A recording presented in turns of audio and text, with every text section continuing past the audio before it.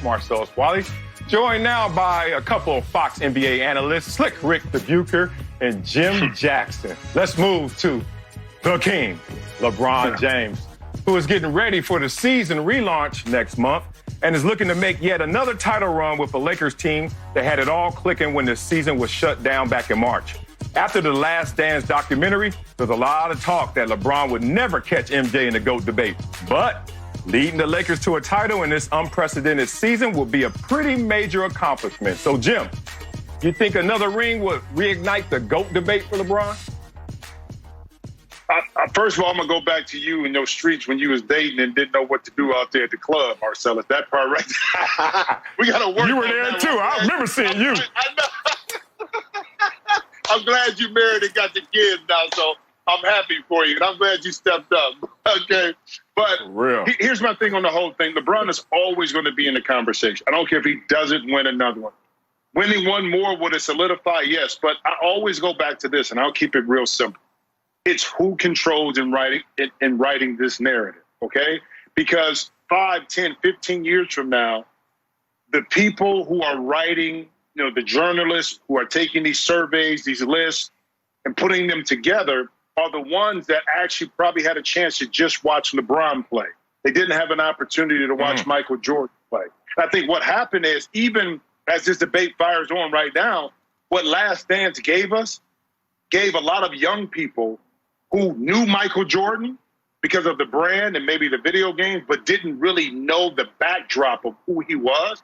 That allowed people to give a sneak peek of who Michael Jordan was and why a lot of us who grew up with him in his era consider him the great. So LeBron will always be in the conversation because he's accomplished so much over his 17-year career. He still has 3 or 4 more years to go. But I will always say this. It was once a time when Wilt was considered the best. It was once a time Kareem, Magic was in there. Those narratives did shift because the people who were able to create these narratives, they changed. And unfortunately, at times, they didn't get a chance to witness Michael Jordan. They got a chance to just see LeBron at his best. The debate is not ongoing. The debate never should have started. But once we trotted out the Last Dance, everyone who had started that argument went, oh, wait a minute, our bad. We should have never. What? We didn't know. We were going by statistics. We were going by numbers. We were going by number of finals appearances. We had no idea.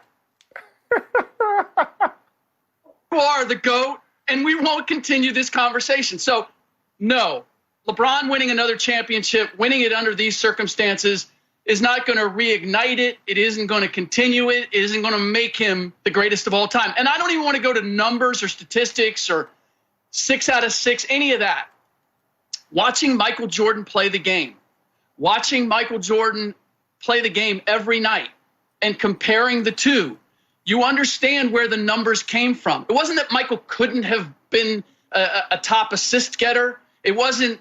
It was a function of playing in the triangle that created the numbers. The bottom line was Michael did whatever was necessary, whenever necessary, to win the game.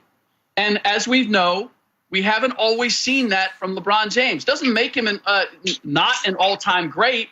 It just doesn't make him a GOAT. What he can achieve right now, is to prove that he is the mentally toughest player in the league currently. And I'm not even sure people would necessarily give him that over guys like Kawhi Leonard. But that is something that he can achieve because ultimately the superstar that gets this done will be the guy who is the mentally toughest. That's going to be the biggest challenge under the current circumstances. Boy, talking about living up to your name, Slick Ric. Boy, that was slick how you try to just take us to a different place, Mr. Bucher. In reality, this is an ongoing conversation because of merit, because LeBron has played himself into that same conversation. This is just more ammunition to stoke that fire, which is the GOAT debate. LeBron James will retire with more points than Michael Jordan, more rebounds than like a Ben Wallace, and more assists than Magic Johnson. And you're trying to say, forget the statistics, forget the numbers. I gave you some names as well. This guy is going to be a facilitator first and have more points than the guy who selfishly went out there and just wanted to score the basketball until he got a crew around him, a system to support him, and then figured it out. Oh, I do need my teammates. And let's talk about LeBron and the lack of teammates that he had early in his career, but still went to the finals with Captain Crunch and Count Chocula. He went out there and went to the finals with nothing else around him, brother. While Michael Jordan in his first few years, when he didn't have anything around him, swept out the first round, losing in the first round. So if you really want to do this comparison, they're both amazing. They're both in the conversation. But to dismiss LeBron because, boy, he has the numbers, but what about the accolades? I think we're doing ourselves a disservice if we're going to approach it that way. You know what, Marcellus, you make a good point in this, in regards to you have to include LeBron in the conversation because of his body of work. I mean, whether you like LeBron or not, yes, he's proven over his 17-year period, we haven't seen an athlete play the game the way he's played it.